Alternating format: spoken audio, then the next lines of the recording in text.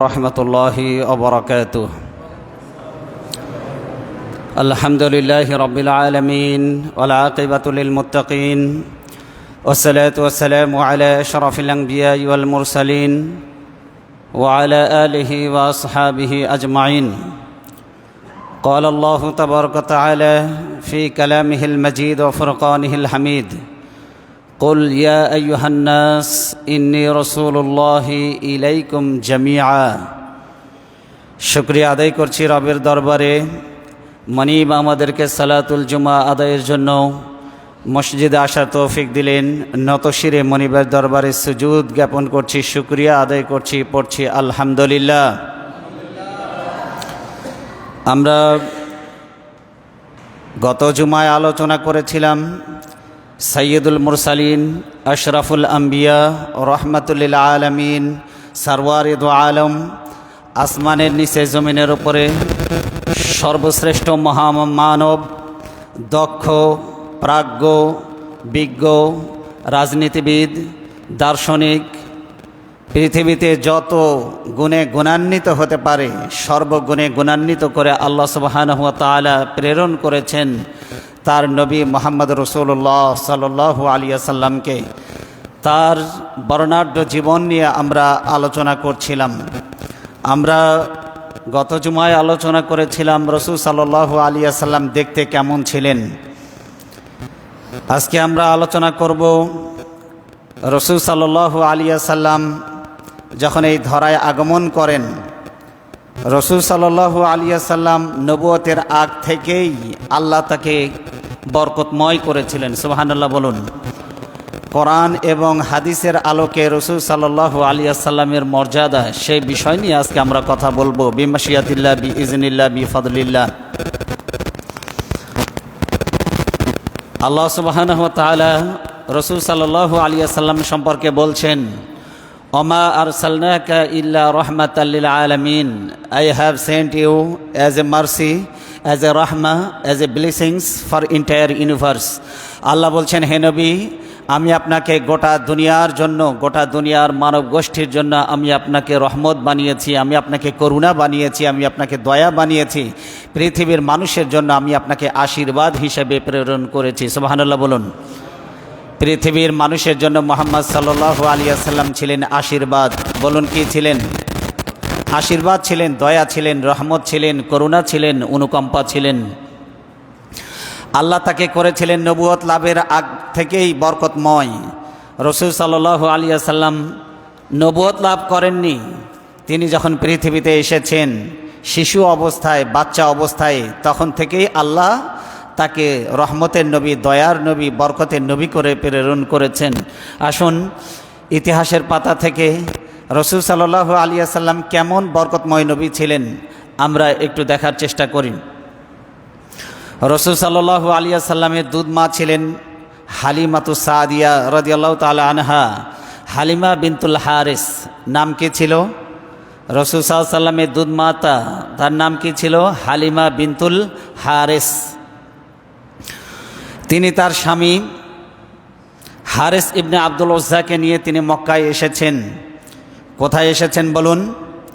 তিনি বলছেন, আমরা মক্কায় রওনা হলাম। সেই সময়টা ছিল দুর্ভিক্ষের সময়। কিসের সময় ছিল বলুন? দুর্ভিক্ষের সময়। আমাদের কাছে পানাহারের জন্য কিছুই ছিল না।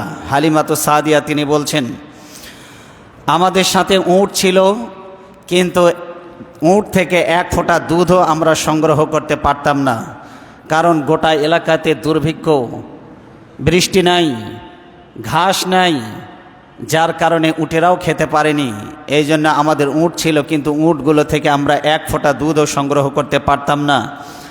হালিমাতু সাদিয়া রাদিয়াল্লাহু তাআলা আনহা তিনি বলছেন যে আমি আমার বাচ্চাদেরকে আমার ক্ষুধার্তের কারণে আমি আমার স্তন থেকে এক ফোঁটা দুধও আমার বাচ্চাদেরকে আমি দিতে পারতাম না। আমার স্তনে দুধ হতো না, আমার উটে কোনো দুধ ছিল না, আমার নিজের স্তনেও কোনো দুধ ছিল না যে আমি আমার বাচ্চাদেরকে যা দিয়ে আমি দুধ পান করাবো।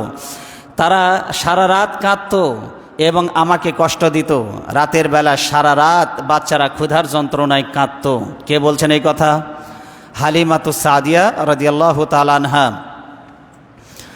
তিনি বলছেন, আমাদের ঘরে দারিদ্রতা ছিল, অভাব ছিল, ক্ষুধা ছিল, কিন্তু আমাদের একটি সুন্দর ভবিষ্যৎ ছিল। আমরা সুন্দর একটি ভবিষ্যতের কামনা করতাম। যখন আমরা মক্কায় পৌঁছালাম তখন এমন কোনো মহিলা ছিল না যে মহিলার কাছে রাসূল সাল্লাল্লাহু আলাইহি সাল্লামকে প্রেরণ করা হয়নি, উপস্থাপন করা হয়নি। কিন্তু এই শিশু নবী মুহাম্মদ যেহেতু এতিম, কোনো মেয়ে লোক এই এতিম বাচ্চাকে নিতে রাজি হয়নি। রাসূল সাল্লাল্লাহু আলাইহি সাল্লামের দাদা আব্দুল মুত্তালিব তিনি তাঁবুর সামনে দাঁড়িয়ে তিনি বলছেন, ও মক্কার বাইরে থেকে আগত মহিলারা, ও দাম্পত্যরা, এই তাঁবুর মধ্যে একটা বাচ্চা আছে, নাম তার মুহাম্মদ, কিন্তু বাচ্চাটি হলো এতিম, তার পিতা নেই। তোমাদের কারো যদি দয়া হয় তাহলে তাকে লালন পালনের জন্য নিয়ে যেতে পারো। এতিম বাচ্চা শুনে কেউ তার তাঁবুর মধ্যে প্রবেশ করলো না, কেউ এই বাচ্চাকে নিতে রাজি হলো না। সবাই মুহাম্মদ সাল্লাল্লাহু আলাইহি সাল্লাম নামক এই এতিম বাচ্চাটিকে নিতে অস্বীকার করলো। কি করলো বলুন? অস্বীকার করলো। কারণ হালিমাতু সাদিয়া রাদিয়াল্লাহু তাআলা আনহা বলছেন, আমাদের ইচ্ছে ছিল, আমাদের আশা ছিল যে আমরা একটি শিশু মক্কা থেকে নিয়ে আসব, লালন পালন করব এবং বিনিময়ে তার পিতার কাছ থেকে আমরা ভালো একটা পারিশ্রমিক নেব। কিন্তু যার বাবা নেই তার মা আমাদেরকে কি আর পারিশ্রমিক দিতে পারবে? তার মা আমাদেরকে খুব ভালো পারিশ্রমিক দিতে পারবে না। এই জন্য আমরা শিশু মুহাম্মদকে নিতে অস্বীকৃতি জানালাম। আমাদের মন চাচ্ছিল না যে আমরা তাকে নিয়ে যাই। এখন আমি ব্যতীত হালিমাতু সাদিয়া বলছেন, আর কোনো মা ছিল না, আর কোনো মহিলা ছিল না যে এই এতিম বাচ্চাকে দুধ পান করানোর জন্য সম্মত হবে, রাজি হবে। কেউ এ বাচ্চাটিকে নিতে আসলো না, সবাই অস্বীকার করল। কিন্তু হালিমাতু সাদিয়া রাদিয়াল্লাহু তাআলা আনহা বলছেন, আমি কিছুতেই পছন্দ করলাম না যে আমি খালি হাতে আমি বাড়ি ফিরে যাব। তাই কিছু না পাওয়ার চাইতে ভাবলাম যে হোক না এতিম বাচ্চা, একেবারে খালি হাতে ফিরে যাওয়ার চাইতে একটি বাচ্চা নিয়ে যাওয়া তো কিছুটা ভালো হবে। তিনি তার স্বামীর সাথে পরামর্শ করলেন। স্বামীর সাথে পরামর্শ করলে স্বামীকে তিনি জানালেন যে আমি এই বাচ্চাটিকে বাড়ি নিয়ে যাব এবং আমি তাকে লালন পালন করাবো। হালিমাতু সাদিয়া রাদিয়াল্লাহু তাআলা আনহা বলছেন, আমি বাচ্চাটাকে নিয়ে আমাদের কাফেলায় আসলাম। তখন আমার স্বামী আমাকে জিজ্ঞাসা করলেন, তুমি কি বাচ্চাটি নিয়ে এসেছো? আমি বললাম, হ্যাঁ, আব্দুল্লাহর এতিম পুত্র মুহাম্মদকে আমি নিয়ে এসেছি। কিন্তু তুমি কি দেখেছো, বড় আশ্চর্যের বিষয়, কেউ যে বাচ্চাটিকে নিতে চাচ্ছিল না। আমি যখন তাঁবুর মধ্যে ঢুকে যখন এতিম বাচ্চা, এতিম বালক মুহাম্মদকে যখন আমার কোলে তুলে নিলাম, তখন আমার কাছে মনে হলো এটা কোনো মানুষের বাচ্চা নয়। আমার কাছে মনে হলো আকাশের পূর্ণিমার চাঁদটা আমার কোলে ধরা দিয়েছে। সুবহানাল্লাহি বিহামদিহি। আমি এই এতিম বাচ্চাকে কোলে নিলাম, আমি তার মহাব্বতে পড়ে গিয়েছি, আমি তার ভালোবাসায় পড়ে গিয়েছি। আমি আর কিছুতেই তাকে কোল থেকে নামিয়ে রাখতে পারলাম না। আমি এই এতিম বাচ্চাটিকে আমি নিয়ে এসেছি আমাদের কাফেলার সাথে। তখন স্বামী বলল, ঠিক আছে, নিয়ে এসেছো, ভালো করেছো। হতে পারে আল্লাহ সুবহানাহু ওয়া তাআলা এই বাচ্চার ওসিলায় আমাদেরকে উপকৃত করবেন, আল্লাহ আমাদেরকে বরকত দিয়ে ভরিয়ে দিবেন। সুবহানাল্লাহ বলুন। হালিমাতু সাদিয়া রাদিয়াল্লাহু তাআলা আনহা বলছেন, আমি বাচ্চাটিকে কোলে তুলে নিয়ে যখন আমি আমার স্তনটা তার মুখে দিলাম, আমি ছিলাম রোগাক্রান্ত, ক্ষুধা, পেটে খাবার নাই, বুকে দুধ নাই, কিন্তু শিশু মুহাম্মাদের মুখে যখন আমি আমার স্তনটি তুলে দিলাম, তখন আমার দুটি স্তন দুধে পরিপূর্ণ হয়ে গেল। সুবহানাল্লাহ। তখন এই এতিম বাচ্চা মুহাম্মদ সে আমার স্তন থেকে তৃপ্তি সহকারে দুধ পান করলো, এমনকি তার দুধ ভাইও সে তৃপ্তি সহকারে দুধ পান করলো। সুবহানাল্লাহি বিহামদিহি। রাতে আমার স্বামী দুধ দহন করার জন্য তিনি আমাদের যে উট রয়েছিল সেই উটে এক ফোঁটা দুধও ছিল না। কিন্তু আমার স্বামী যখন রাতের বেলায় দুধ দহন করার জন্য যখন বালতি নিয়ে যখন উটের কাছে গেল, তখন তার ওই উটের দুধ ওলান দুধে পরিপূর্ণ ছিল। সুবহানাল্লাহ। উটের স্তনটি দুধে পরিপূর্ণ হয়ে গিয়েছে। আমার স্বামী দুধ দহন করলো। উটের দুধ দহন করার পর আমরা পরিবারের সব সদস্যরা তৃপ্তি সহকারে আমরা দুধ পান করলাম। এই রাতটি ছিল আমাদের কাছে অত্যন্ত আরামের রাত, কারণ আমরা তৃপ্তি সহকারে ঘুমিয়ে গেলাম। আমাদের সন্তানেরা তৃপ্তি সহকারে খেয়ে তারাও ঘুমিয়ে গেল, আমাদের পরিবারের প্রত্যেকটি সদস্য পরিতৃপ্ত হয়ে গেলাম। এরপরে সকালবেলায় যখন শিশু মোহাম্মদকে নিয়ে যখন রওনা দিলাম, যে উট খেতে না পেরে রোগাক্রান্ত হয়েছিল, দুর্বল হয়ে গিয়েছিল, সেই দুর্বল উটের পিঠে যখন আমরা চড়ে বসলাম, তখন মনে হলো যত উট আমাদেরকে পিছনে ফেলে তারা সামনে রওনা দিয়েছিল, এই উট বিদ্যুতের গতিতে সমস্ত উটগুলিকে পিছনে ফেলে আমার উটটা আগে দৌড়ে যেতে ছুটে যেতে শুরু করে দিল।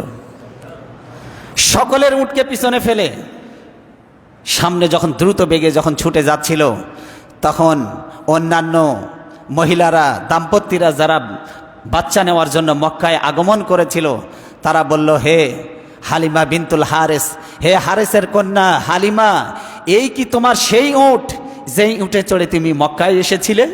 বলল, আল্লাহর কসম, এটা সেই উট যেই উঠে চড়ে আমি মক্কায় এসেছিলাম, কিন্তু তোমার উট তো জীর্ণ শীর্ণ ছিল, ক্ষীণকায় ছিল, খর্বকায় ছিল, যে হাঁটতে পারছিল না ভালোভাবে, কিন্তু আমাদের তরতাজা শক্তিশালী উটকে পিছনে ফেলে কিভাবে তোমার উট দ্রুত গতিতে আমাদেরকে পিছনে ফেলে ছুটে চলে যাচ্ছে? হালিমাতুস সাদিয়া রাদিয়াল্লাহু তাআলা আনহা তিনি বললেন, আল্লাহ এমন এক সন্তান আমাদেরকে কোলে দিয়েছেন যার কারণে রহমতের সমস্ত দরজা আমাদের জন্য, আমাদের পরিবারের জন্য আল্লাহ উন্মুক্ত করে দিয়েছেন। হালিমাতুস সাদিয়া রাদিয়াল্লাহু তাআলা আনহা তিনি বলেন, আমি যখন শিশু মোহাম্মদকে নিয়ে যখন বাড়িতে এলাম, বাড়িতে আসার পর ছাগলগুলি, কুয়ায় পানি ছিল না, কুয়ার মধ্যে এসে দেখি কুয়ায় পানি পরিপূর্ণ হয়ে গিয়েছে। গাছে ফল ছিল না, গাছের ফলনগুলি বেড়ে গেল। এরপরে আমাদের ছাগলের পালগুলি রাখাল যেই চারণভূমিতে চরাতে নিয়ে গেল, চারণভূমি থেকে আমার রাখাল যেই ছাগলগুলি নিয়ে সে চরাতে গিয়েছিল, সন্ধ্যাবেলায় দেখি ছাগলগুলি তৃপ্তি সহকারে দুধে পরিপূর্ণ হয়ে ফিরে এসেছে। সুবহানাল্লাহ। কিন্তু অন্যান্য ছাগলের পালগুলি তারা ক্ষুধার্ত এবং দুধ শূন্য অবস্থায় তারা বাড়িতে ফিরে আসতো। তখন অন্যান্য মালিকেরা বলল, ও বোকার দল, ও বোকার দল, রাখালেরা তোমরা কি উটগুলিকে, তোমাদের ছাগলগুলিকে ওই জায়গায় চড়াতে পারো না যেখানে হালিমার রাখাল যেখানে ছাগল চড়ায়? হালিমার রাখাল যেখানে ছাগল চড়ায়, তোমাদের ছাগলগুলিকে ওইখানে চড়াও, কারণ হালিমার ছাগলগুলি দুধে পরিপূর্ণ হয়ে আসে তৃপ্তি সহকারে, আর তোমাদের ছাগলগুলি ক্ষুধার্ত আর দুধ শূন্য হয়ে আসে।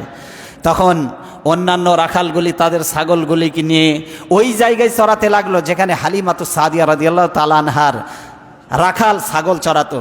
কিন্তু সন্ধ্যাবেলায় দেখা যেত হালিমা রাদিয়াল্লাহু তাআলা আনহার ছাগলগুলি দুধে পরিপূর্ণ হয়ে তৃপ্তি সহকারে বাড়িতে ফিরে আসতো, কিন্তু অন্যান্য রাখালের ছাগলগুলি ক্ষুধার্ত আর দুধ শূন্য হয়ে তারা বাড়িতে ফিরে আসতো। এভাবে করে আল্লাহ সুবহানাহু ওয়া তাআলা বরকত দিয়ে হালিমার পরিবারটাকে ভরিয়ে দিলেন। হালিমাতুস সাদিয়া বলছেন, আমরা যতটুকুন চাইতাম আমরা দুধের বাঁট থেকে আমরা ততটুকু পান করতে পারতাম, আমরা যতটুকু চাইতাম আমরা দহন করে নিতে পারতাম। এভাবে করে আল্লাহ সুবহানাহু ওয়া তাআলা আমাদেরকে বরকতময় করে দিলেন। তাহলে মুহাম্মদ সাল্লাল্লাহু আলাইহি ওয়াসাল্লাম নবুয়তের আগেও তিনি ছিলেন বরকতময়। সুবহানাল্লাহ বলুন। এই জন্য হালিমাতুস সাদিয়া রাদিয়াল্লাহু তাআলা আনহা তিনি কিন্তু ঈমানদার ছিলেন না, তিনি তখনও ছিলেন কাফের। কিন্তু মুহাম্মদ সাল্লাল্লাহু আলাইহি ওয়াসাল্লামকে একজন কাফেরও যদি সম্মান করে, আল্লাহ তাকেও বরকত দিয়ে ভরে দিবেন। সুবহানাল্লাহ। এত বরকতময় নবী ছিলেন মুহাম্মদ রাসূলুল্লাহ সাল্লাল্লাহু আলাইহি ওয়াসাল্লাম। রাসূল সাল্লাল্লাহু আলাইহি ওয়াসাল্লাম চতুর্থ এবং অথবা পঞ্চম হিজরিতে, পঞ্চম বছরে আর কি, চতুর্থ বা পঞ্চম বছরে সর্বপ্রথম তার বক্ষ বিদীর্ণ হয়। তার বক্ষটাকে বিদীর্ণ করে ফেঁড়ে তার কলিজাটাকে ধৌত করা হয় চতুর্থ অথবা পঞ্চম বছরে। অর্থাৎ রাসূল সাল্লাল্লাহু আলাইহি ওয়াসাল্লামের বয়স যখন 4 থেকে 5 বছর, তখন তার কলিজাটাকে বের করে ওপেন হার্ট সার্জারির মাধ্যমে তার কলিজাকে জমজমের পানি দ্বারা ধৌত করা হয়। কিসের মাধ্যমে? যে কোনো হাদিসটি এভাবে এসেছে, আতাহু জিবরিল, আনাস ইবনে মালিক বলছেন জিবরাইল আমিন নিজে এসেছেন। মুহাম্মদ সাল্লাল্লাহু আলাইহি ওয়াসাল্লাম তখন ছোট্ট 4 থেকে 5 বছর বয়স, শিশু অবস্থায়, যখন তিনি অন্যান্য বালকদের সাথে ছাগল চড়াতে গিয়ে খেলা করছিলেন। তিনি অন্যান্য বালকদের সাথে যখন খেলা করছিলেন সেই সময় জিবরিল আমিন রাদিয়াল্লাহু তাআলা জিবরিল আলাইহিস সালাম তিনি আসলেন, এসে কি করলেন, ফা আখাযাহু ফাসারাহু, তিনি তাকে ধরে ফেললেন এবং ফাশাক্কা আলা কালবিহি, তিনি তার বুকটাকে ফেঁড়ে ফেললেন। এরপরে তিনি তার বুক থেকে তার কলিজাটাকে, হৃৎপিণ্ডটাকে, হাড়টাকে বের করলেন। এরপরে এই হার্টের ভিতর থেকে আরেকটা গোশতের টুকরা বের করে তিনি বললেন, এইটা হলো শয়তানের টুকরা। কিসের টুকরা? শয়তানের টুকরা। এরপরে জমজমের পানি দ্বারা ধৌত করে তিনি স্বর্ণের পাত্রে রাখলেন। সুবহানাল্লাহ বলেন, সুবহানাল্লাহ। কিসের পাত্রে? স্বর্ণের পাত্রে রাখলেন রাসূল সাল্লাল্লাহু আলাইহি ওয়াসাল্লামের কলব, তার হার্ট, তার কলিজা, তার হৃৎপিণ্ডটাকে স্বর্ণের পাত্রে রাখলেন। জমজমের পানি তারা ধৌত করে আবার যথাস্থানে সেট করে দিলেন। অন্যান্য বাচ্চারা দৌড়ে গিয়ে হালিমাতু সাদিয়াকে বললেন, হালিমাতু সাদিয়া, তোমার সন্তানকে কারা যেন হত্যা করেছে। হালিমাতু সাদিয়া রাদিয়াল্লাহু তাআলা আনহা, অন্যান্য লোকেরা দৌড়ে এসে দেখতে পেলেন মুহাম্মদ সাল্লাল্লাহু আলাইহি ওয়াসাল্লাম সেখানে দাঁড়িয়ে আছেন, কিন্তু ভয়ে তার চেহারা বিবর্ণ হয়ে গিয়েছে। ভয়ে তার চেহারা বিবর্ণ হয়ে গিয়েছে। হযরত আনাস ইবনে মালিক বলেন, আমি তার বুকে দেখতে পেয়েছি চিকন কাটার একটি লম্বা দাগ ছিল। কিসের দাগ ছিল? এটা ছিল ওপেন হার্ট সার্জারি, বা এটা ছিল সিনাসাক, বা এটা ছিল শাক্কে সদর, যেটাকে আরবিতে বলে। সহিহ মুসলিম এটি বলা হয়েছে 431 নম্বর হাদিস। রাসূল সাল্লাল্লাহু আলাইহি ওয়াসাল্লাম নবুয়ত লাভের আগেও তিনি কোনোদিন মূর্তি পূজা করেননি, কারণ আরবের ওই যুগে অনেক দেবতা ছিল। কোনোটার নাম ছিল উজ্জা, কোনোটার নাম ছিল লাত, কোনোটার নাম ছিল হুবল, কোনোটার নাম ছিল ইয়াগুস, কোনোটার নাম ছিল ইয়াউক, কোনোটার নাম ছিল ওয়াদ, কোনোটার নাম ছিল সুয়া, কোনোটার নাম ছিল ইসাফ, কোনোটার নাম ছিল নায়েলা। এগুলি ছিল আরবের দেবতা। এগুলো আরবের কি ছিল বলুন? আরবের দেবতা। আরবের এই দেবতাগুলি সবাই যখন মূর্তি পূজা করত, মুহাম্মদ সাল্লাল্লাহু আলাইহি ওয়াসাল্লাম জীবনে কোনো দিন তিনি মূর্তির পূজা করেননি। জাহেলি যুগে সবাই মূর্তি পূজা করত। একটা গোত্রের লোক ছিল যারা মূর্তি পূজা করত না, সেই গোত্রেরটার নাম ছিল হানিফ। কি নাম ছিল? হানিফ গোত্র। তারা কখনো মূর্তি পূজা করত না। কিন্তু মুহাম্মদ সাল্লাল্লাহু আলাইহি ওয়াসাল্লাম যে বংশে জন্মগ্রহণ করেছেন, কোরাইশ, সেই কোরাইশের লোকেরা মূর্তি পূজা করত, কিন্তু মুহাম্মদ সাল্লাল্লাহু আলাইহি ওয়াসাল্লাম কোনোদিন মূর্তি পূজা করেননি। রাসূল সাল্লাল্লাহু আলাইহি ওয়াসাল্লাম নিজে তিনি বলছেন, কি বলছেন? লা আ'বুদুল্লাতা আবাদা। তিনি খাদিজা রাদিয়াল্লাহু তাআলা আনহাকে লক্ষ্য করে বলছেন, খাদিজা, আমি কোনোদিন লাতের পূজা করিনি। কার পূজা? লাত। বলেন কার পূজা? লাত। এটা হলো দেবতার নাম। নবীজি সাল্লাল্লাহু আলাইহি ওয়াসাল্লাম বলছেন, ওয়ালা আ'বুদুল উজ্জা আবাদা, আমি কোনোদিন উজ্জা দেবতার পূজাও করিনি, লাত দেবতার পূজাও করিনি, উজ্জা দেবতার পূজাও আমি কোনোদিন করিনি। তাহলে মুহাম্মদ সাল্লাল্লাহু আলাইহি ওয়াসাল্লাম ছিলেন একনিষ্ঠ। নবুয়ত লাভের আগেও তিনি এক আল্লাহর উপাসনা ছাড়া তিনি কখনো অন্য কোনো মাবুদের উপাসনা তিনি করেন নাই। সুবহানাল্লাহ বলেন। মুহাম্মদ সাল্লাল্লাহু আলাইহি ওয়াসাল্লাম কোনোদিন শিরক করেননি। কি করেননি? বলেন কি করেননি? মুহাম্মদ সাল্লাল্লাহু আলাইহি ওয়াসাল্লাম কোনোদিন শিরক করেননি। কিন্তু এই উম্মতের মধ্যে শিরক আছে না নাই? বলেন আছে না নাই? দেবতার পূজা আছে, সরস্বতীর পূজা আছে, দুর্গার পূজা আছে, গণেশের পূজা আছে, গরুর পূজা আছে, সূর্যের পূজা আছে, চন্দ্রের পূজা আছে, আগুন পূজা আছে। আছে না নাই? আছে। সর্বোপরি মুসলমান যারা দাবি করে এদের মধ্যেও পীর পূজা আছে না নাই? কি হিন্দুরা করে মূর্তি পূজা, আর কিছু মুসলমান নামধারী মুশরিক আছে তারা করে পীর পূজা। কি পূজা? পীর পূজা। পীরের পায়ে সেজদা দেয়, এরকমের নরাধম আছে না নাই? যে ব্যক্তি কোনো মানুষকে সেজদা দিবে, আনতাসজুদু লিল্লাহিল্লাযী খালাকাহুন্না ইন কুনতুম ইয়াহু তা'বুদুন, আল্লাহ বলছেন চন্দ্র সূর্যের পূজা করো না, চন্দ্র সূর্যকে সেজদা দিও না, কারণ চন্দ্র সূর্য হচ্ছে আমার সৃষ্টি। কার সৃষ্টি? বলেন কার সৃষ্টি? ইন্নাল্লাযীনা তা'বুদুনা মিন দুনিল্লাহি ইবাদুন আমসালুকুম। আল্লাহ বলেন, ও বান্দা, তুমি যার সামনে পূজা করো, তুমি যার আরাধনা করো, যার সামনে মাথা নত করো, সে তোমার মতোই আমার আরেকটা গোলাম। সে তোমার মতো আমার কি? আমার গোলাম, আমার সৃষ্টি। গরুর পূজা যারা করে, এই গরু কার সৃষ্টি? বলেন কার সৃষ্টি? চন্দ্রের পূজা করে, চন্দ্র কার সৃষ্টি? সূর্যের পূজা করে, সূর্য কার সৃষ্টি? আগুন পূজা করে, আগুন কার সৃষ্টি? তুলসীর পূজা করে, তুলসী গাছের। তুলসী গাছ কার সৃষ্টি? আল্লাহ বলছেন তুমি আমাকে বাদ দিয়ে যাদের পূজা করো এরা সবাই আমার গোলাম। একটা গোলাম হয়ে আর একটা গোলামের সামনে কিভাবে মাথা নত করো? তোমার তো আত্মমর্যাদা বোধ, একটা সম্মান থাকা উচিত। যে মোটা গরু সে কখনো দাঁড়িয়ে বলে না দুর্বল যত গরু আছে সব আমার পূজা করবা, এ কথা বলে না। একটা মোটা ষাঁড় সে তার লম্বা শিং নিয়ে, মোটা দেহ নিয়ে সে কখনো বলে না দুর্বল যত গরু আছে সবাই আমার পূজা করবে। একটা কুকুর আর একটা কুকুরকে বলে না তোমরা আমার পূজা করো। একটা কুকুর আর একটা কুকুরকে সেজদা দেয় না। মানুষ হয়ে কি করে আর একটা সৃষ্টির সামনে মাথা নত করতে পারে? তারা তো চতুষ্পদ জন্তুর চাইতেও নিকৃষ্ট, ঠিক না বলুন? যারা আল্লাহকে বাদ দিয়ে অন্যের সামনে মাথা নত করে এরা চতুষ্পদ জন্তুর চাইতেও নিকৃষ্ট। কে বলেছেন এই কথা? বলেন কে বলেছেন? আল্লাহ বলেছেন উলাইকা কাল্লানাম, এরা হলো চতুষ্পদ জন্তুর ন্যায়, বালহুম আদল। আল্লাহ বলছেন চতুষ্পদ জন্তুর চাইতেও নিকৃষ্ট। সূরা আল আরাফ 179 নম্বর আয়াত। এই জন্য আমরা এক আল্লাহর পূজা করব, এক আল্লাহর আরাধনা করব। কার? বলেন কয় আল্লাহর পূজা করবেন? কয় আল্লাহর আরাধনা করবেন? কয় আল্লাহর বন্দেগী করবেন? যদি এক আল্লাহর ইবাদত করতে করতে যদি মারা যান, যদি আকাশ সমান যদি জমিন পরিপূর্ণ গুনাহ যদি আপনি নিয়ে আল্লাহর কাছে যদি ওঠেন, আর আপনার ইবাদতের মধ্যে যদি শিরক না থাকে, জমিন পরিপূর্ণ করে গুনাহ নিয়ে যাবেন, আকাশ সমান রহমত নিয়ে, দয়া নিয়ে, ক্ষমা নিয়ে আল্লাহ আপনার সামনে হাজির হয়ে যাবে।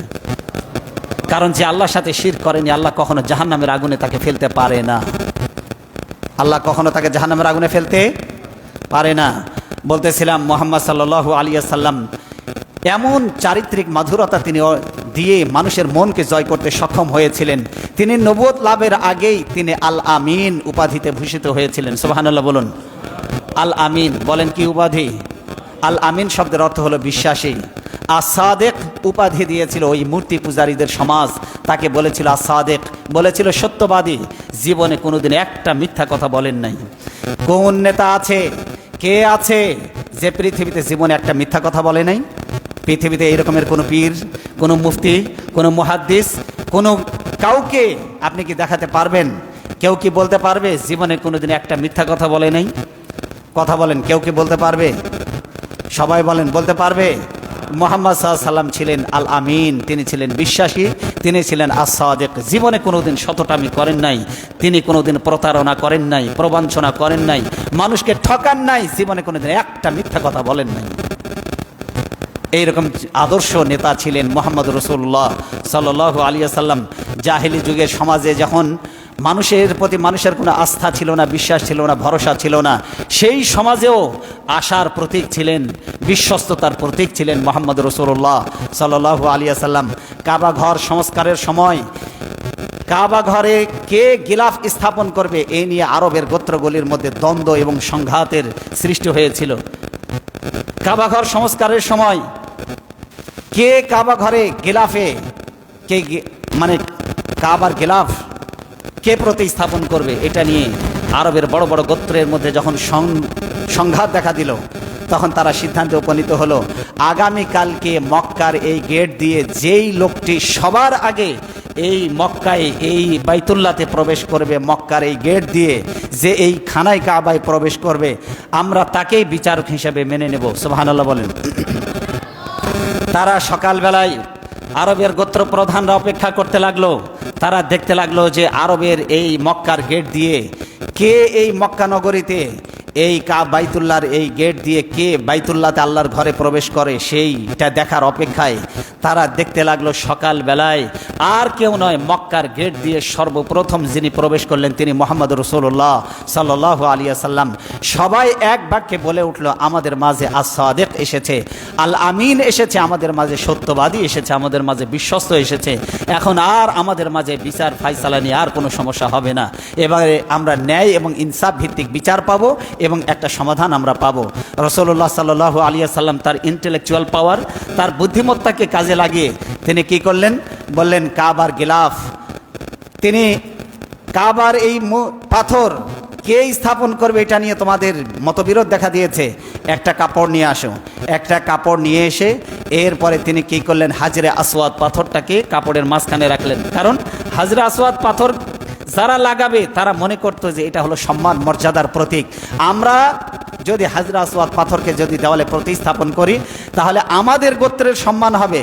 আর এক গোত্রের লোকেরা বলছে এটা আমাদের অধিকার, আর এক গোত্রের লোকেরা বলছে না, তোমাদের চাইতে আমাদের সম্মান মর্যাদা অনেক বেশি, সুতরাং আমরা হাজরা আসওয়াদ পাথরকে প্রতিস্থাপন করব। এ নিয়ে যখন দ্বন্দ্ব সংঘাত দেখা দিল, নবীজি বললেন একটা কাপড় নিয়ে আসো। একটা কাপড়ের মাঝখানে তিনি হাজরা আসওয়াদ পাথরটাকে রাখলেন। এরপরে গোত্র প্রধানদেরকে বললেন, তুমি ওই কোণা ধরো, তুমি এই কোণা ধরো, তুমি এই দিকে এই কোণা ধরো, তুমি আর এক কোণা ধরো। আর অন্যান্য নেতৃবৃন্দকে বললেন, আপনারা সাইডে যে ফাঁকা জায়গা আছে সবাই ধরেন একসাথে। সবাই মিলে কাপড়ের চতুর্দিকে একসাথে ধরে একসাথে হাজরা আসওয়াদ পাথরটাকে স্থাপন করলো। এখন কেউ কি বলতে পারবে যে হাজরা আসওয়াদ পাথর শুধু আমরাই স্থাপন করেছি নাকি সবাই মিলে? এখান থেকে রাসূল সাল্লাল্লাহু আলাইহি ওয়াসাল্লামের একটা কৌশল পাওয়া যায় সমাজ সংস্কারে। যেখানে আপনি দেখবেন যে বিভেদের প্রাচীর তৈরি হচ্ছে, সেখানে আপনি সবাইকে ওই কাজে কি করবেন? অংশগ্রহণ করানোর চেষ্টা করবেন। এককভাবে কোনো কাজের কৃতিত্ব নিতে চেষ্টা করবেন না। সবাইকে মনে করবেন যে এটা জনগণের বিজয়, এটা জনগণের কাজ, জনগণ করেছে, আমরা সবাই মিলে করেছি। এইটা যখন বলবেন তখন দেখবেন আর কোনো বাধা থাকবে না। কিন্তু আপনি যদি বলেন কেউ করে নাই, শুধু আমি করেছি, তখন দেখবেন ভেজাল পাকায় যাবে, তখন দেখবেন দ্বন্দ্ব সংঘাত তৈরি হয়ে যাবে। যেমন জুলাই আন্দোলন যেটা হলো, এখন এক এক দল দাবি করতেছে আমরাই হলাম মাস্টার মাইন্ড। এখন নিজেরা নিজেরা মারামারি লেগে গেছে, কে mastermind? No, mastermind এককভাবে কেউ নয়। এখানে দাবি করতে হবে আমরা সবাই মিলে দেশকে কি করেছি? এগিয়ে নিয়েছি। আমরা সবাই মিলে লড়াই করেছি। ৭১ সালে কেউ যদি বলে আমরা এককভাবে শুধুমাত্র বিজয় ছিনিয়ে এনেছি, নো, এখানে বলতে হবে বাংলার আপামর জনতা তারা তাদের রক্ত দিয়ে দেশকে স্বাধীন করেছে, ঠিক কিনা? তাহলে আর কোনো সংঘাত থাকবে না। কিন্তু এককভাবে কেউ যখন করে কৃতিত্ব দাবি করতে যাবে, তখন অন্য দল, অন্য পথ, অন্য মতের মানুষ সেটা মানবে না, ঠিক কিনা? এই জন্য রাসূল সাল্লাল্লাহু আলাইহি ওয়াসাল্লামের এটা একটা কৌশল। রাসূল সাল্লাল্লাহু আলাইহি ওয়াসাল্লাম সবাইকে কাজে অংশগ্রহণ করিয়েছেন, ঠিক কিনা বলেন? রাসূল সাল্লাল্লাহু আলাইহি ওয়াসাল্লামের এই কৌশলটা নেতাদেরকে নিতে হবে। আপনারা যারা সমাজে নেতৃত্ব দেন, জনগণকে কৃতিত্ব দিতে চেষ্টা করবেন, সবার অংশগ্রহণ নিশ্চিত করবেন, তাহলে একটা সমাজ সুন্দর হবে, ঠিক কিনা বলেন? কিন্তু এককভাবে কোনো কাজের কৃতিত্ব যদি দাবি করেন, তখনই সমাজে দ্বন্দ্ব এবং সংঘাত দেখা দেবে। রাসূল সাল্লাল্লাহু আলাইহি ওয়াসাল্লাম ছোট্ট অবস্থায় তিনি যে নবী, এই নবুয়তের স্বীকৃতি শুধুমাত্র কোরআন দিয়েছে তা নয়, বরং পূর্বে যত কিতাব এসেছে সমস্ত কিতাবে মুহাম্মদ সাল্লাল্লাহু আলাইহি ওয়াসাল্লামের নবুয়তের প্রমাণ দেওয়া হয়েছিল।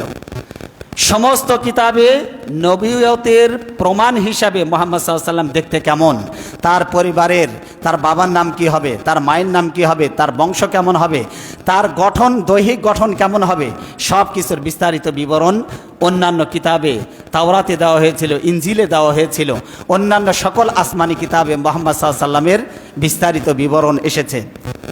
খেয়াল করুন, মনোযোগ আছে আপনাদের? মনোযোগ আছে? নাম হচ্ছে আবু মুসা আল আশআরী, এই সাহাবী, তিনি বর্ণনা করছেন, ভালো করে শুনুন। রাসূল সাল্লাল্লাহু আলাইহি ওয়াসাল্লামের চাচা আবু তালেব, নাম কি?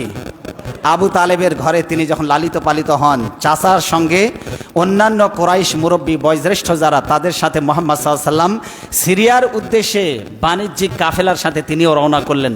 চাচা ব্যবসায়ী ছিলেন, ব্যবসা করার জন্য সিরিয়ার উদ্দেশ্যে রওনা দিয়েছেন। কোন দেশ? বর্তমান সিরিয়া আছে না, এটাকে বলা হয় শাম দেশ। কোন দেশ? শাম। হাদিসে বলা হয়েছে শাম, কিন্তু বর্তমান নাম হচ্ছে সিরিয়া। তো মক্কা থেকে সিরিয়ায় রওনা দিয়েছে, অন্যান্য নেতৃবৃন্দ রওনা দিয়েছে, সাথে মুহাম্মদ সাল্লাল্লাহু আলাইহি ওয়াসাল্লাম কৈশোর অবস্থায় তিনি চাচার সঙ্গে বাণিজ্যিক কাফেলার উদ্দেশ্যে রওনা দিয়েছেন। কিন্তু রওনা দিয়ে তিনি যখন সিরিয়ার বসরা নামক এলাকায় যখন পৌঁছে গেলেন, কোন এলাকা বলেন? বসরা। বলেন কোন শহর?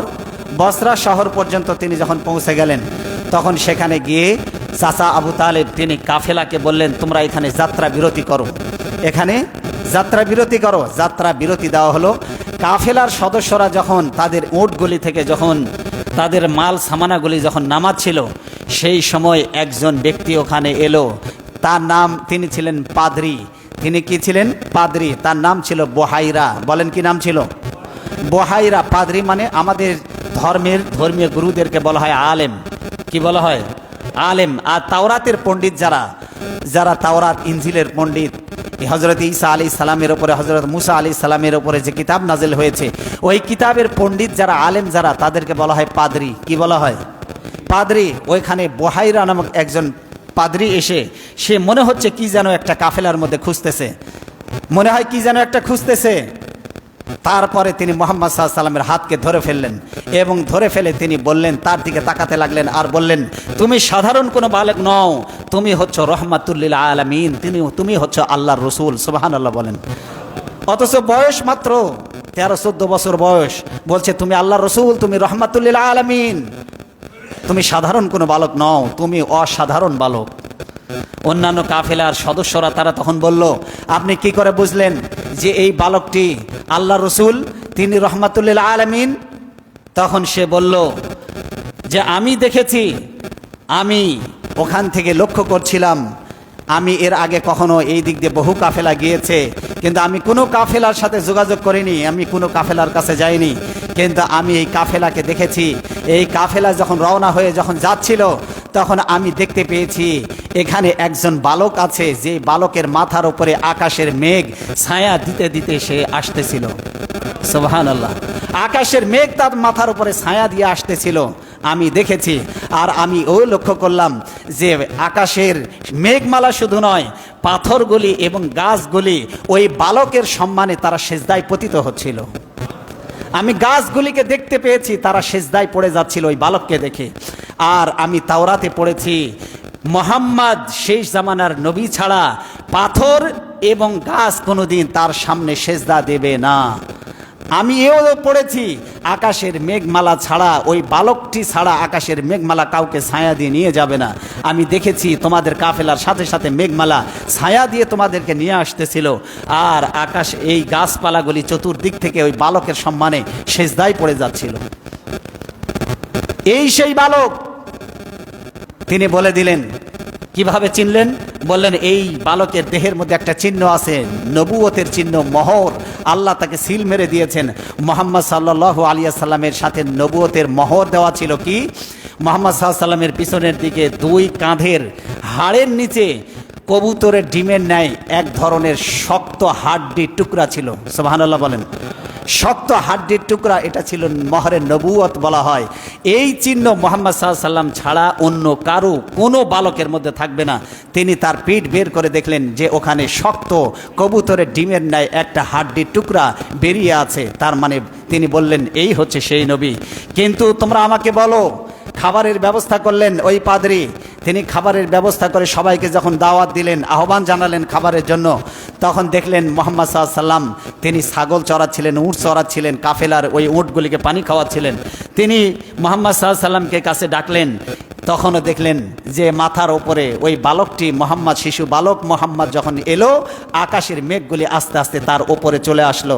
তখন আকাশের মেঘের দিকে লক্ষ্য করে বুহাইরা বলল, এই যে দেখো, আকাশের মেঘ তার মাথার উপরে ছায়া দিয়ে আছে, আর মোহাম্মদ ছাড়া আকাশের মেঘ কারো উপরে ছায়া প্রদান করবে না।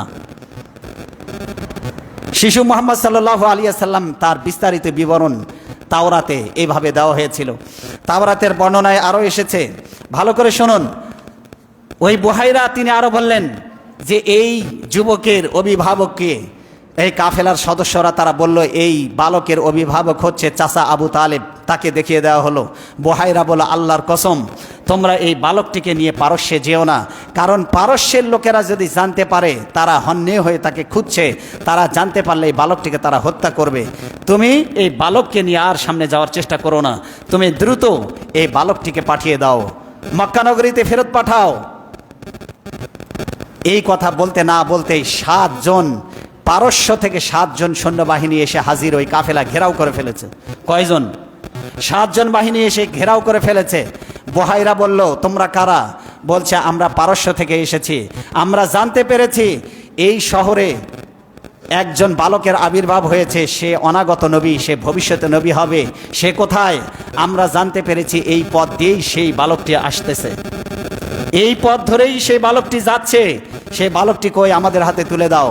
বুহাইরা তখন বলল, আল্লাহ যদি কোনো ইচ্ছে করেন, কোনো পরিকল্পনা যদি গ্রহণ করেন, তাহলে আল্লাহর পরিকল্পনাকে বাতিল করে দেওয়ার ক্ষমতা কি তোমাদের আছে? তখন ওই 7 জন সেনা সদস্য তারা বলল না নেই। ওই বুহাইরার কথা শুনে ওই 7 সদস্য তারা ওই পাদ্রীর অনুগত হয়ে গেল। তারা তখন তার হাত দিয়ে বায়াত গ্রহণ করলো এবং শিশু মুহাম্মদ সাল্লাল্লাহু আলাইহি ওয়াসাল্লামকে মক্কা ফেরত পাঠাতে তারা সাহায্য করলো। ওই 7 জন চাইলে তারা শিশু মুহাম্মদকে হত্যা করতে পারত, কিন্তু ওই 7 জন সেনা সদস্যকে আল্লাহ সুবহানাহু ওয়া তাআলা তাদের মনটাকে নরম করে বুহাইরার অনুগত করে দিলেন। ফলে তারা আর শিশু মুহাম্মাদের দিকে হাত বাড়ায়নি। তিনি আল্লাহর কসম দিয়ে বললেন যে এই যুবককে নিয়ে, এই তরুণকে নিয়ে তোমরা আর সামনে বেরো না, তোমরা চলে যাও, মক্কায় ফেরত পাঠাও তাকে।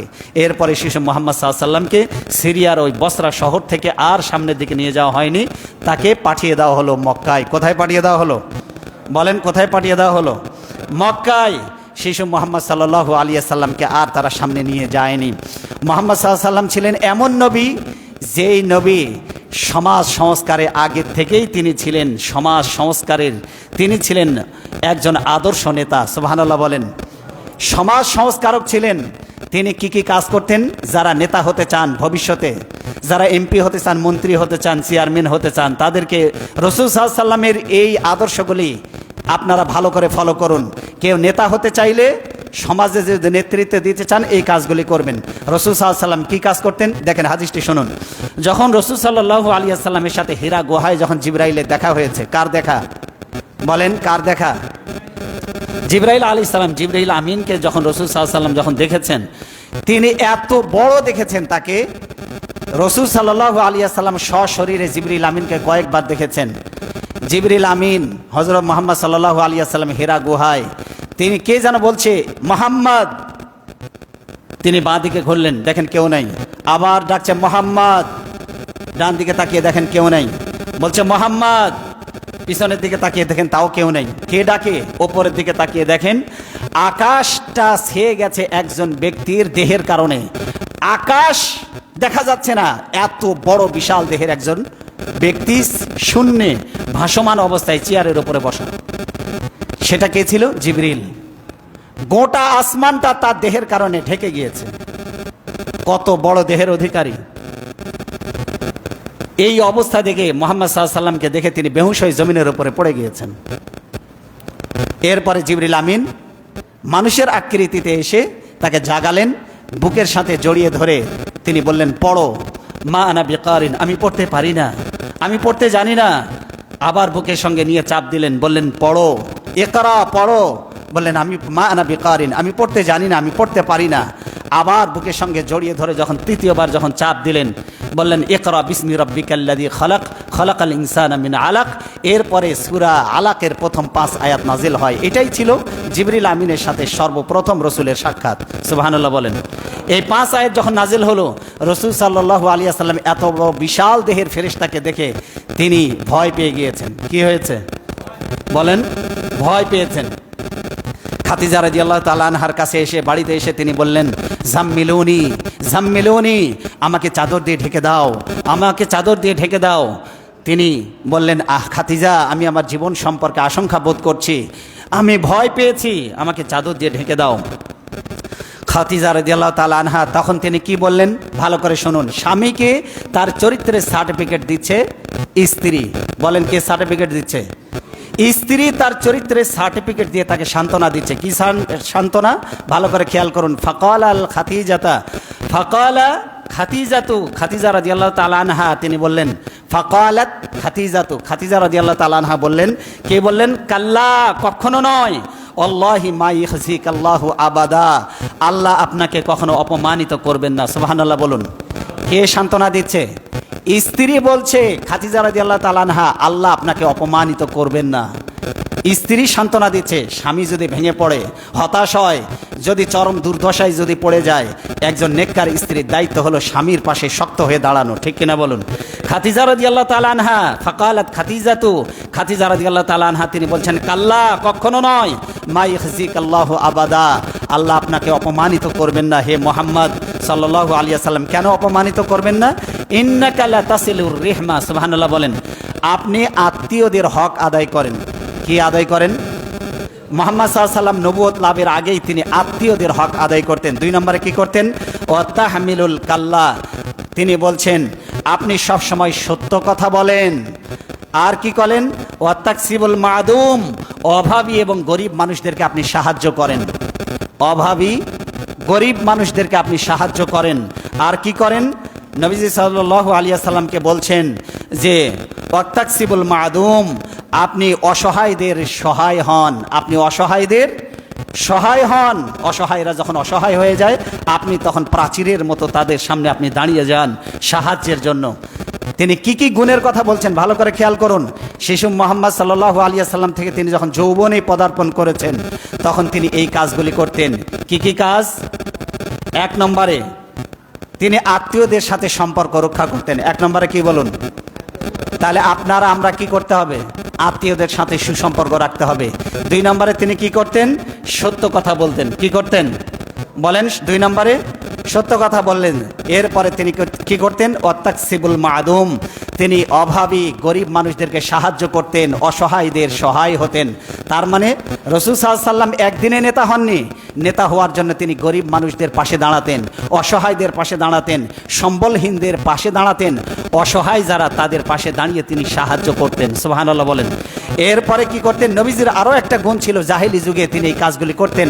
ওয়াত্তাকরি উদ্দাইফা, তিনি মেহমানের মেহমানদারি করতেন। সুবহানাল্লাহ বলেন। তিনি মেহমানের কি করতেন? মেহমানদারি করতেন। আরবের লোকেরা এমনিতেই তারা মেহমানদারিতে পটু ছিল। আপনি যত বড় দুশমন হন, যদি আপনি বাড়িতে যান, আপনার জন্য তার জীবনের সবচেয়ে দামি সঞ্চয় উট, ঘোড়া, ভেড়া, ছাগল যা আছে আপনার মেহমানদারির জন্য তারা জবাই করে দেবে। রাসূল সাল্লাল্লাহু আলাইহি ওয়াসাল্লাম জাহেলি যুগে এই কাজগুলি করতেন। মেহমানের মেহমানদারি তিনি করতেন। ওয়াত্তাকরি উদ্দাইফা ওয়াতুইনু আলা নওয়াইবিল হক। আর তিনি কি করতেন? নবীজি সাল্লাল্লাহু আলাইহি ওয়াসাল্লাম কঠিন বিপদের সময় লোকদেরকে সাহায্য করতেন। বলেন কি করতেন? কঠিন বিপদের সময় লোকদেরকে সাহায্য করতেন। তাহলে রাসূল সাল্লাল্লাহু আলাইহি ওয়াসাল্লাম যুবক বয়সে সমাজে এই কাজগুলি করতেন। আমার যুবক ভাইয়েরা, তরুণ ভাইয়েরা, তোমাদের এই কাজগুলি করতে হবে। অসহায় মানুষদের পাশে দাঁড়াতে হবে, দুর্বলদের পাশে দাঁড়াতে হবে, সাহায্য সম্বলহীন মানুষ যারা তাদের সাহায্যের জন্য এগিয়ে আসতে হবে, মেহমানের মেহমানদারি করতে হবে, আত্মীয় স্বজনের হক আদায় করতে হবে, সত্যাশ্রয়ী হতে হবে। সত্য কথা বলতেন মুহাম্মদ সাল্লাল্লাহু আলাইহি ওয়াসাল্লাম, জীবনে কখনো মিথ্যা কথা বলতেন না। তার মানে সমাজ সংস্কারে নেতৃত্ব দিতে গেলে মুহাম্মদ সাল্লাল্লাহু আলাইহি ওয়াসাল্লাম নেতা ছিলেন না? ছিলেন না? বলেন। কিন্তু নেতা কি একদিনে হয়েছে না? এই ভালো কাজগুলি করতে করতে তারপরে নেতা হয়েছে। ভালো কাজ করতে করতে নেতা হয়েছে। নেতা মানে এই না জনগণের সম্পদ চুরি করে খাওয়া, জনগণের সম্পদ লুটে পুটে খাওয়া, জনগণের উপরে অত্যাচার করা, এগুলি নেতার কাজ নয়। নেতার কাজ হলো বিপদের মুহূর্তে অসহায়দের পাশে দাঁড়ানো। ঠিক কিনা? জনগণ যখন আক্রান্ত হয়, জনগণের পাশে থেকে জনগণ, নেতা মানে জনগণের খাদেম, জনগণের চাকর। নেতা মানে কি বলেন? ইসলামের একটা মৌলিক নীতিমালা হচ্ছে সাইয়্যিদুল কওমি খাদিমুহুম। যে যত বড় নেতা সে তত বড় সম্মানীয় ব্যক্তি নয়, সে তত বড় জনগণের চাকর। বলেন কি? ইসলাম বলেছে জনগণের চাকর। আর আমরা মনে করি নেতা মানে ওরে বাবারে, তার কাছে যাইতে গেলে 10টা স্তর পার করা লাগবে, সহজে নেতার দেখা পাওয়া যাবে না। এইরকম। আপনি কি রাসূলুল্লাহ চাইতে বড় নেতা? রাসূল সাল্লাল্লাহু আলাইহি ওয়াসাল্লাম তিনি বাজারের ব্যাগ নিয়ে এতিমদের বাড়ির দরজার সামনে দিয়ে যেতেন আর বলতেন, এতিমেরা তোমাদের কি লাগবে আমাকে বলো, আমি বাজার করে এনে দেব, আমি বাজারে যাচ্ছি। অসহায় মানুষদের বাড়ির সামনে দিয়ে যেতেন আর বলতেন, ও অসহায়রা, ও এতিমেরা, ও বিধবারা, তোমাদের কার কি লাগবে আমাকে বলো, আমি বাজারে যাচ্ছি, বাজার থেকে তোমাদের এই প্রয়োজনগুলি আমি কিনে এনে তোমাদের বাড়ির দরজায় পৌঁছে দেব। এটা ছিল নেতা। নেতা মানে দরজায় দরজায় গিয়ে নক করবেন, জনগণের কি প্রয়োজন জনগণের দোর গোড়ায় আপনি সেবা পৌঁছে দেবেন। এটাই ছিল মুহাম্মদ রাসূলুল্লাহ সাল্লাল্লাহু আলাইহি ওয়াসাল্লাম। এই জন্য আমরা বলি নামাজের মধ্যে আল্লাহুম্মা সাল্লি আলা সাইয়্যিদিনা, বলি না? সাইয়্যিদিনা মানে কি? আমাদের নেতা। আমাদের নেতার নাম কি? মুহাম্মদ সাল্লাল্লাহু আলাইহি ওয়াসাল্লাম। অনেকে বলে, হুজুর আপনারা মুহাম্মদ সাল্লাল্লাহু আলাইহি ওয়াসাল্লামকে নেতা বলেন, নেতার অসম্মান হয় না? মুহাম্মদ সাল্লাল্লাহু আলাইহি ওয়াসাল্লামকে কি নেতা বলা যায়? তার মানে ধারণা হলো আমাদের সমাজের নেতারা যেমন খারাপ, তিনি তার মনের মধ্যে ধারণা এই যে নেতা বলে মুহাম্মদ সাল্লাল্লাহু আলাইহি ওয়াসাল্লাম মনে হয় ওই রকমই নেতা। আমাদের নেতাদের মতো কি চরিত্র নাকি মুহাম্মদ সাল্লাল্লাহু আলাইহি ওয়াসাল্লামের? বলেন, কথা বলেন। মুহাম্মদ সাল্লাল্লাহু আলাইহি ওয়াসাল্লামের চরিত্র অনুসরণ করা উচিত পৃথিবীর সব নেতাদের, ঠিক কিনা? এই জন্য মুহাম্মদ সাল্লাল্লাহু আলাইহি ওয়াসাল্লাম সাইয়্যিদুল মুরসালিন, আশরাফুল আম্বিয়া, রহমাতুল লিল আলামিন। তিনি তার সম্পর্কে অমুসলিমরা পর্যন্ত সম্মানজনক উক্তি করেছে। ইতিহাসের পাতায় দেখুন, আপনি মহাত্মা গান্ধীর নাম শোনেন নাই? মহাত্মা গান্ধী ব্রিটিশ খেদাও আন্দোলনের পুরোধা, father of the nation of India, যাকে জাতির নেতা বলা হয়, যাকে জাতির পিতা বলা হয়, ভারতের জাতির পিতা, সেই মহাত্মা গান্ধী পর্যন্ত তিনি বলেছেন, I have scan a lot of biography, but the biography of Muhammad সাল্লাম was an unique unparallel and fantastic biography of an ever read. আমি পৃথিবীতে যত মনীষীর জীবনী পড়েছি, এর মধ্যে সর্বশ্রেষ্ঠ মনীষীর জীবনী হচ্ছে মোহাম্মদ রাসূলুল্লাহ সাল্লাল্লাহু আলাইহি সাল্লামের জীবনী।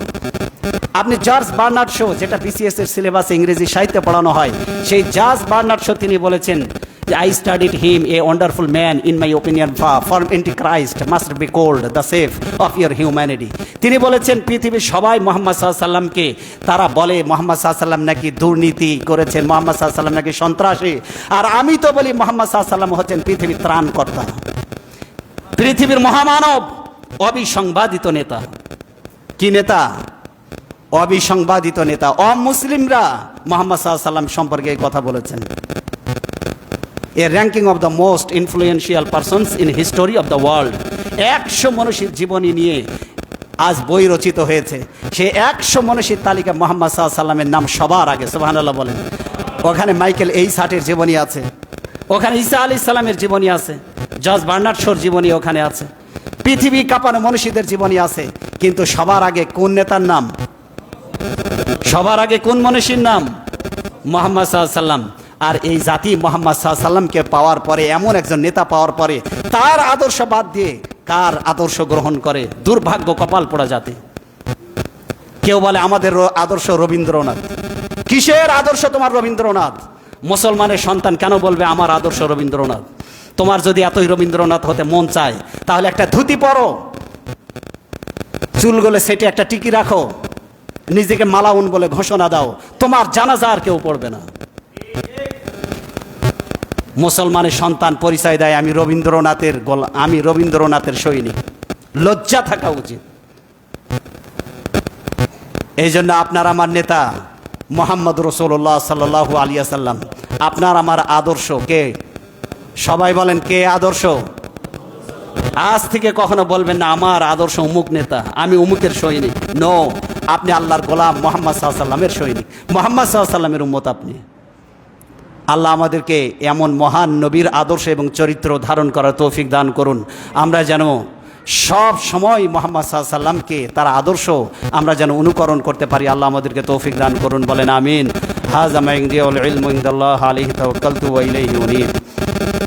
যারা সুন্নাত পড়ে নাই, সুন্নাত পড়ে নেবেন। এটা একটু বন্ধ করে দিন, এটা বন্ধ করুন।